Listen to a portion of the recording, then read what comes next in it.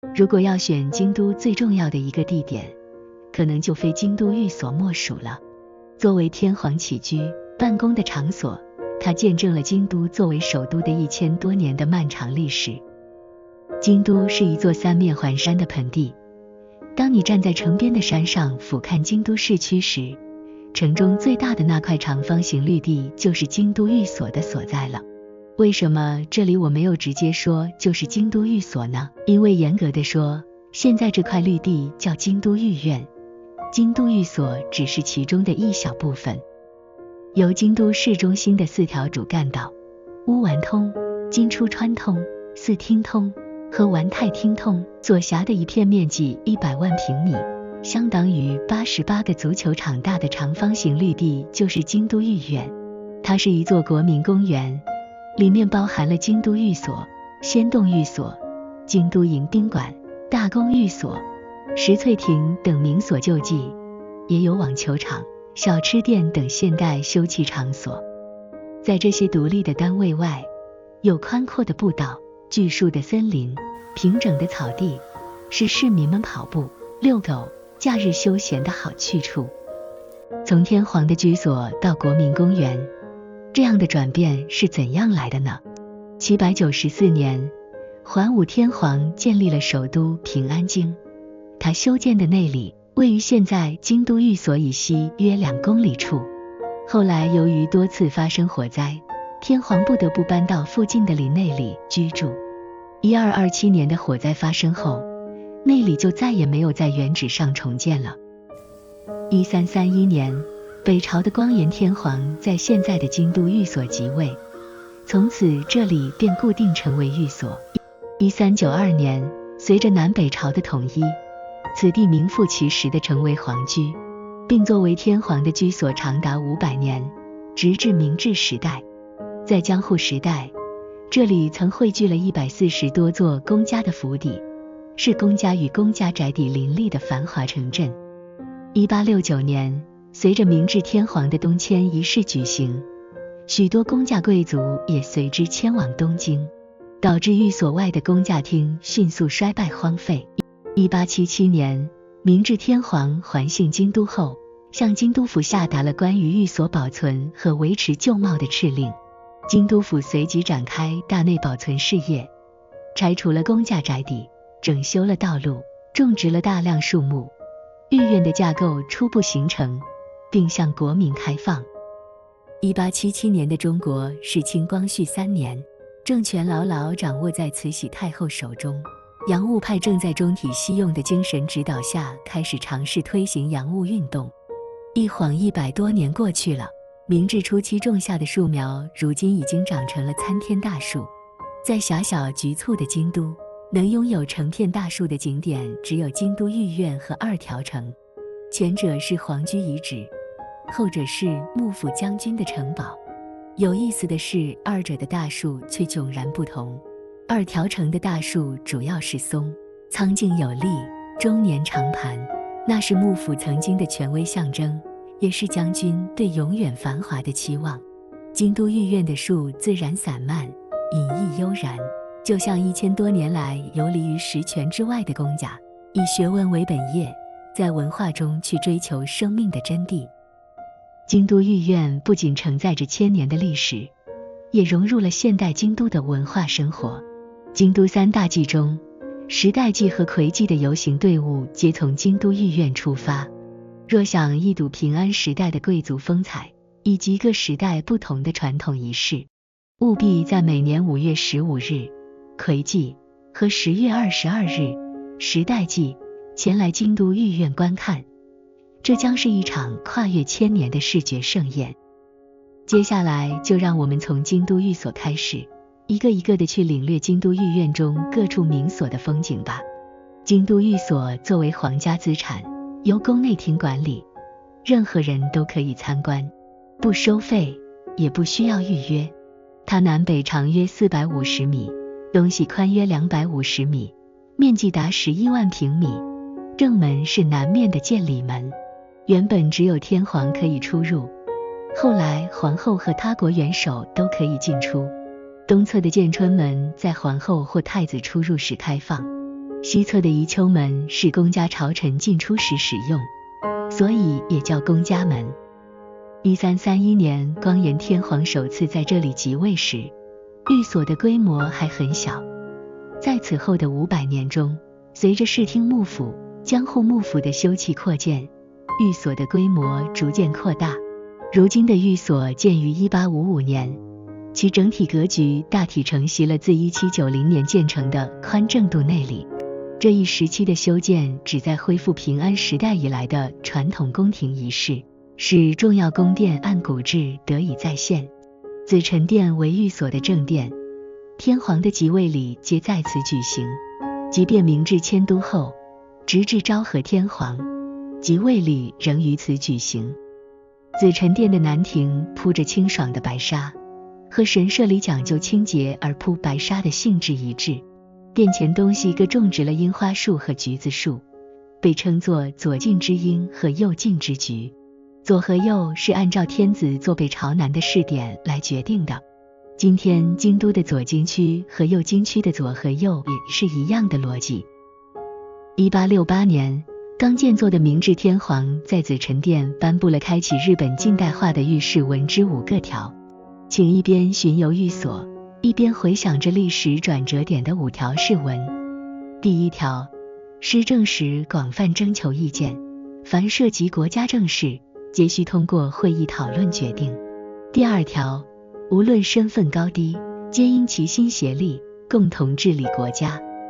第3条，无论官员、武士还是庶民，都应超越身份差异，努力实现各自的志向，构建公平的社会。第4条，废除自古以来的陋习，遵循世界通行的正当道理及国际法。第5条，积极学习欧美先进的文明与知识，以促进国家的发展。这是一个国家从古代走向近代的起点。彼时的国际社会还未同今天一样揭晓许多普世价值的正确答案，日本正摸着西方的石头过自己的河。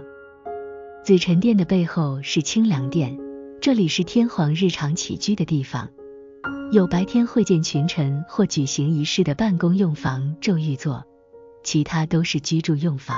清凉殿和紫宸殿都是复制平安时代贵族建筑样式的寝殿造建筑，而寝殿造没有遗迹留存，所以这里变成了一窥日本宫廷文化的象征性建筑。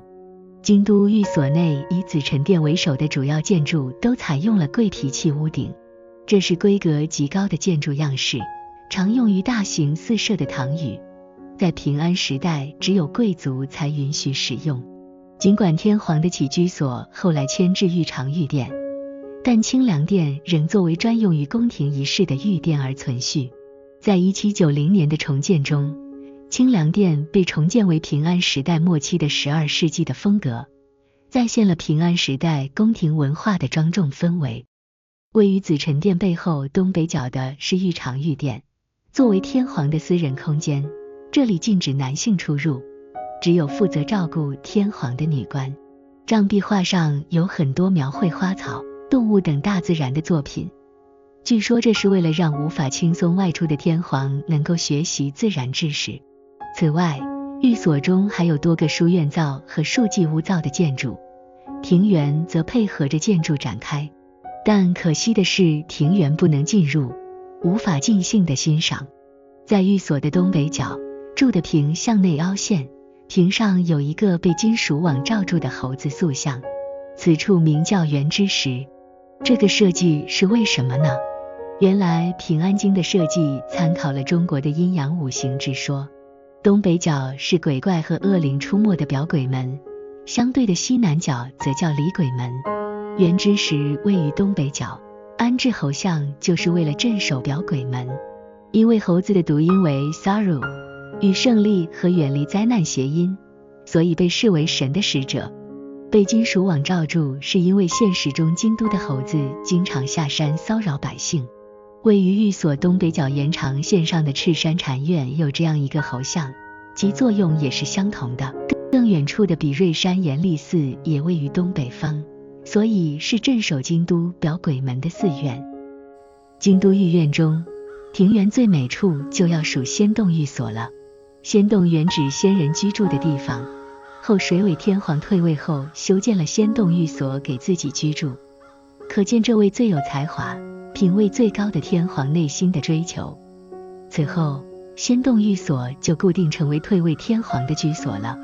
上皇、法皇退位后通常也会到这里居住。仙洞寓所的设计建造由小窟远州和茶道十州流的开祖片桐十州负责，后经后水尾上皇多次大手笔改动，历时3年才完成。后来因为大火，庭园和建筑都多次被毁。在1854年的大火中，仙洞寓所所有建筑被焚毁。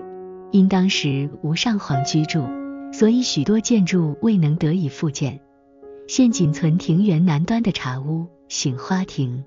这座茶屋不仅是仙洞寓所建筑群中唯一存留的遗构，也承载着历代上皇的审美品味与宫廷生活的记忆。仙洞寓所占地面积约 7.5 万平米，主要可以分为南北2个大型的池泉回游式庭园。北池借景东山，在秋日里倒映着红叶，野鸭在水中畅游，岸边停着一叶扁舟，宁静悠远的氛围让人沉浸于庭园的自然美之中。六梅桥下的阿古赖渊附近是平安时代的歌人季冠之的旧宅遗址。北池边的茶室右心亭是明治17年5社家之一的近卫家进献的。南池上有一座被紫藤覆盖的八桥，开花的5月水面倒映着紫色的花串，温柔梦幻。以八桥为中心，北侧的红叶桥与大瀑布构成了美丽的景观，而南侧的周滨则密密麻麻铺了近12万个椭圆形的鹅卵石，令人惊讶不已。周滨指的是池塘沿岸的滩涂上铺着石头的区域，早在奈良时代中期就是被用于造亭的手法了。这里的周滨之所以令人惊讶，是因为如此多的鹅卵石都能做到形状大小均匀，这在生产力低下的古代也是不易了。据说小田园藩主大久保忠真用1升米换1块石头，才从民间收集了11万多个鹅卵石，因此这些石头被称作1升石。南北2池过去并不相通，后来开挖沟渠使得2池连通，形成了更为广阔的水景。2池之间是红叶山，新绿的季节这里清风漫天，秋季璀璨满地，非常美。很难想象，如此幽静的森林竟坐落在京都繁华的市中心。京都御苑中还有一个建于2005年的国宾馆京都迎宾馆，它由内阁府管理。值得一提的是，京都迎宾馆的徽文为575铜文，这曾是丰臣秀吉的家纹，如今日本内阁也采用了这一徽文。从太阁到内阁，有些东西变了，有些也没变。作为现代建筑，京都迎宾馆用现代材料塑造了传统日本建筑之美，并且突破了传统素材所不能承载的水平极限，建筑家武石兰太郎给予它很高的评价。不过参观下来给我的印象是过于精确、严肃，似乎不允许有一丝一毫的差池，这就少了点余韵，难免使人感到紧张。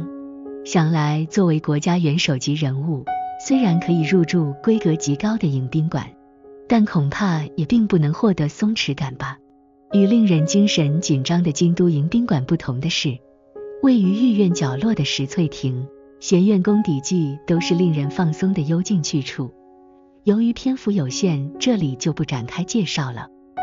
京都御苑的四周有9个大门，西边有一个大门叫蛤峪门，这个拗口的名字是如何得来的呢？过去为了保卫寓所，此门长久关闭，属于禁门。1788年发生天明大火时，此门第一次打开，犹如蚌蛤被火烤时张开贝壳一般，因而得名蛤峪门。幕末时，这里发生了著名的蛤峪门之变。1864年，主张尊皇的长州藩军队攻入京都，与守卫蛤峪门的萨摩藩展开了激烈的战斗。后来长州藩败北，逃跑时放火烧了自家的房屋，谁料火势蔓延，2天内大半个京都竟付之一炬。如今哈玉门屋顶下的横梁上还可以看到当时激战留下的弹痕。沧海桑田，谁能料到100多年后的京都御苑是一座拥有5万棵大树的祥和公园呢？对于一座城市而言，市中心有一个森林般的巨大市民公园，对所有人都是一种治愈。都市生活的紧张和压力在这里都能得到疏解。看着那些恣意生长、没有丝毫羁绊的大树，好像自己呼吸的空气含氧量也变高了。当你在京都不知道去哪时，就去京都御苑吧。当你不想面对任何人，只想彻底放空时，就去京都御苑吧。京都御苑地址：京都市上京区京都御苑3。交通：乘地铁乌丸线到丸太厅下车后步行5分钟即可到达兼之厅口。乘地铁乌丸线到金出川下车后步行5分钟即可到达前玉门。乘巴士到府立医大病院前下车后步行7分钟。附近景点：同志社大学、相国寺、庐山寺等。